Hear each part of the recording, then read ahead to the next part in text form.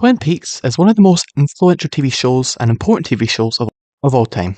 And in this video, I want to look at the many influences and inspirations for Twin Peaks which I could find. I will probably miss some perhaps more obscure influences or really obvious ones, so sorry in advance. Now, Laura Palmer, the show's main mystery, is based on a similar unsolved death, that being Hazel Irene Drew, which, similar to Laura Palmer's, body was found near a body of water.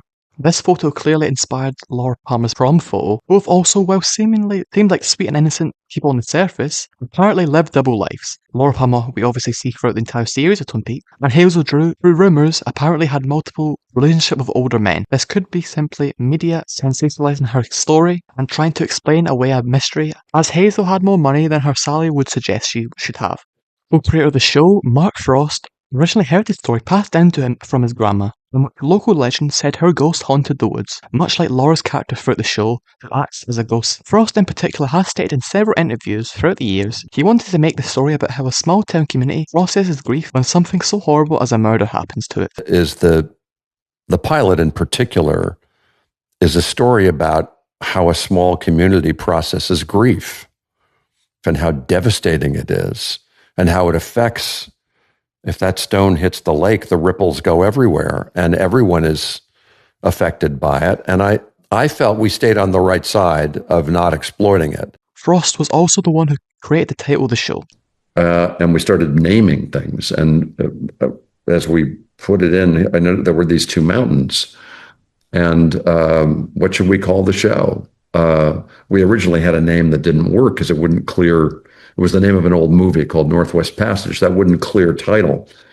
So I said, well, there's two mountains here, Blue Pine Mountain and I forget the name of the other one, but why don't we call it Twin Peaks? And yeah, that'll probably work. Another key influence is the characters' names. For example, Dale Cooper's initials and appearance were directly inspired by the infamous D.B. Cooper case, wherein an unidentified man hijacked and successfully robbed a Boeing 272 plane on November 24th, 1971, before jumping out of the plane and moving to state in a heavily wooded area, which in Twin Peaks tape that features Cooper arriving by plane, which featured heavy turbulence and which Cooper thinks he's going to die. Diane, time at this moment seems of little importance. If by chance we should not pass through this incredible maelstrom, you will find instructions for the disposition of my worldly goods and my remains, should there be any, filed under things to come. When he touches the ground, he kisses the floor, which Dale Cooper ends up investigating a small rural town in Washington state, which Lynch and Frost have stated they wanted to set the show in a place far from the world. The show was North Dakota. Long before we moved it to the Pacific Northwest, we were playing around with this idea of the plains and a place far away from the world. But what we really lacked was that sense of mystery in the forest and the darkness that moving it a little further west had. Another name is Sheriff Harry S. Truman, who is directly named after the President of the United States of the same name, which Cooper even jokes about in the show. Up with the Sheriff Harry S. Truman.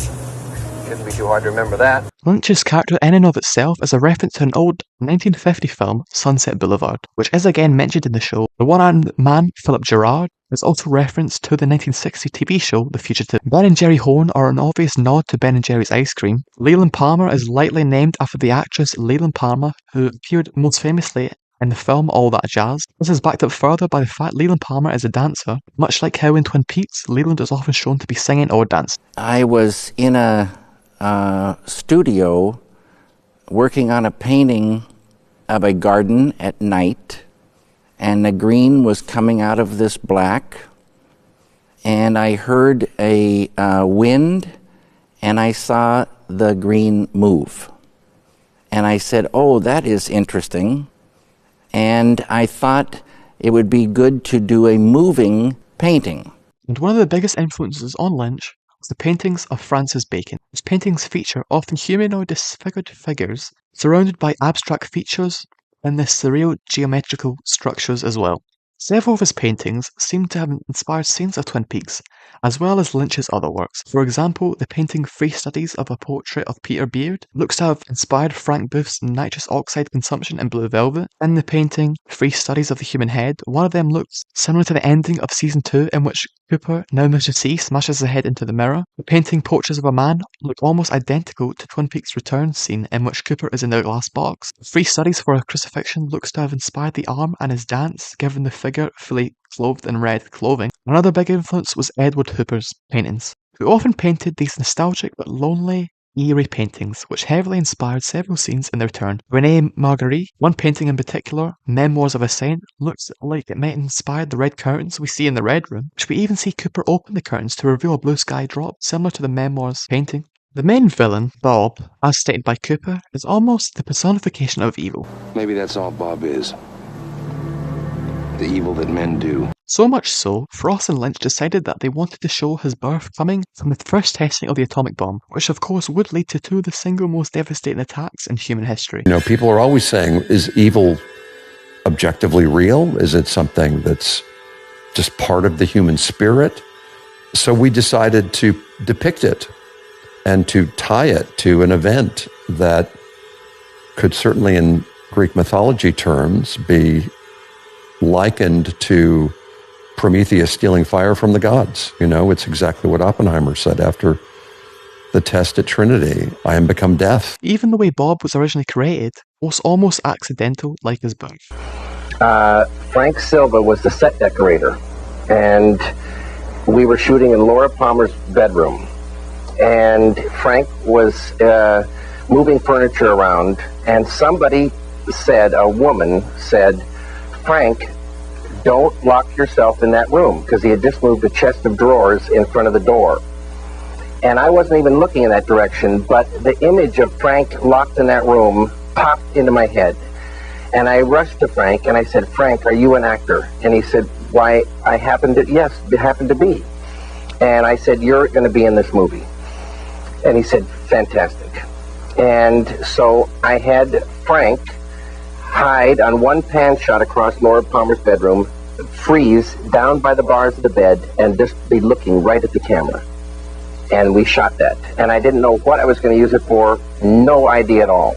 We kept shooting in Laura Palmer's. The idea of Bob possessing Leland Palmer due to his weak will was directly inspired by the book The Devil's God from 1926, which directly mentions the Black Lodge and the Dugba, or black sorcerers who create evil for the sake of evil. Wyndham Earle directly mentions in the show, and in the book, Dugbas basically are evil spirits who possess humans, like what Bob does to Leland. The Dugba in the story belong to the Black Lodge, a place of basically evil, whilst the White Lodge is a place of good. The book also heavily features Tibet and the Dalai Lama, which of course could have inspired Cooper's obsession with it, though I'll get into Buddhism later on in this video. That book also directly inspired Psychic Self-Defense by Dion Fortune.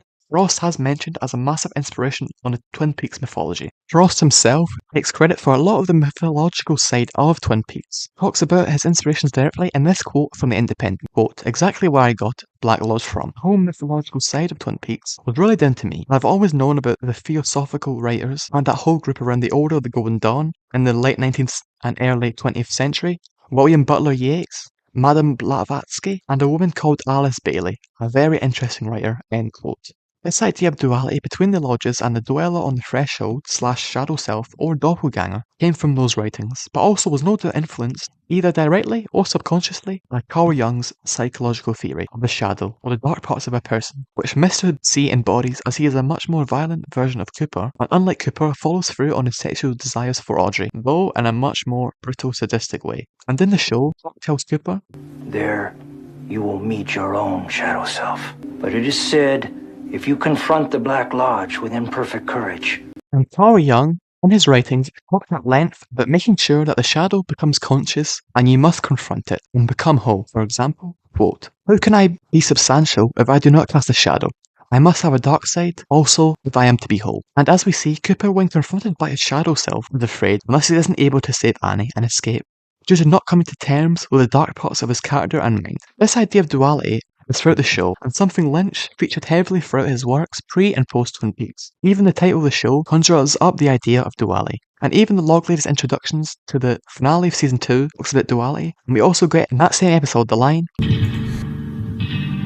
one and the same, which states the fact that the black and white lodges are basically two sides of the same coin. Buddhism also features heavily throughout the show, Obviously, Cooper's love of the Dalai Lama and Tibet. Obviously, the lodges also act to Cooper as a bardo, a Tibetan Buddhist concept or a gap transition period between death and rebirth, which involves dreaming, which Cooper first visits the Red Room for his dreams. And then an important part of these different bardos or states is that during them you are confronted by good and evil deities, but they are actually just illusions, and are made from the person's mind, thus adding to Cooper confronting his own demons. And one thing that is important to reach enlightenment is to face these challenges with no fear. Renouncing fear, I will recognise these appearances as my own awareness, manifesting naturally. These are the unfolding of my mind's luminous essence. These lights, sounds and images are the mind's experiencing itself, like a dream. There is nothing to fear. This is hinted at by Laura in the Red Room during her Meanwhile scene, where she does this pose, which has been heavily theorised to be the Tibetan Buddhist symbol for fear not, which, whilst not entirely accurate, posing that is, I think it perhaps was that, as Laura was warning Cooper, in order to escape, he must have no fear, which of course he ends up not doing. Another aspect of Buddhism, or a concept that is borrowed from Buddhism, is the tulpa, or essentially an imaginary friend, which is conjured up in a mind, however, will have independent control from the person who imagined them. Whilst in Twin Peaks, tulpa are physical beings which Mistress E or Evil Cooper creates in order to spy or to avoid going back to the Black Lodge, which he does for Diane and Dougie Jones. The most iconic part of Twin Peaks is the Red Room, whether it be the talking backwards, the checkered zigzag flooring, and just the overall mood of the room, which a lot of this came from Lynch, so much so he had to rewrite the entire Red Room portion of the season 2 finale. It was written, when it came to the Red Room, it was, in my opinion, completely and totally wrong, and so I changed that part. And the whole visual style of the room came from Lynch, wherein he said that he leaned on a hot car during a cold night and suddenly had a vision of what the room would look like. The flow actually first appeared in Lynch's first film, Eraserhead, which is supposed to look like electricity bolts, in my opinion, which adds up with electricity's importance for the series. The design also could have came from the film Orpheus from 1950, backed up further by in that film it features these magical gardening gloves, similar to Freddy in Twin Peaks The Return. Though in Twin Peaks The Return they are able to fight against Bob, in the film they allow Orpheus to enter the underworld. The tragedy of both Orpheus' Tale and Twin Peaks are also very similar, and lightly mirrored or straight up inspired by Orpheus, where it involves a hero, Orpheus, returns to the underworld to revive his recently deceased wife, in which he's able to save her on one condition, that being he must not look back at her until he reaches the surface world. However, in a moment of doubt, Orpheus looks back and she returns to the underworld forever. Very similar to Cooper's story with Laura, wherein he's able to revive Laura and travels with Laura or Carrie Page to Laura's old house. However, similar to Orpheus, once Cooper looks behind him, he loses. And in the penultimate episode, we even get similar imagery between Cooper leading Laura out the forest, with Orpheus leading his dead wife out the underworld. This could be the same for Cooper in the season 2 finale, wherein he is told before entering by Hawk earlier on in the season and by the entities in the Red Room he must show no fear, and he isn't able to. Now, the most mysterious element of Twin Peaks would no doubt be the character of Judy/Jowdy. Now, the origin of the name comes from co-writer Robert Engels, which the character is named after his sister-in-law.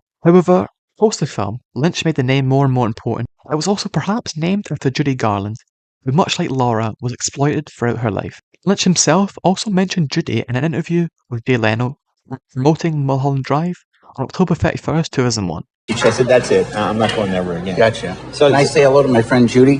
Where's Judy? Sure. She's a friend. Hello, Judy. Judy. Okay, now you see, that's right. But now who is Judy? What does she do? She's just a friend. Now, Judy's design is very possible that it comes partly inspired by the Hindu goddess Kali, who, much like Jowdy, is the goddess of destruction, time and death. Her name translates to the Black One, or she who is black, much like how Jowdy is shown to be a black entity. However, despite what her appearance would suggest, Kali is often revered as a mother-like figure, thus Jowdy seems to be an evil version of Kali, even Jowdy often being compared to a mother. Of course, Bob and Jowdy representing Leland and Sarah Palmer, respectively. Overall, those were several influences, inspirations for Twin Peaks. Some are obvious, some might be niche, or even far-fetched. However, those are the ones I found interesting. I might have missed some really obvious ones, so sorry if I did. Thanks for watching.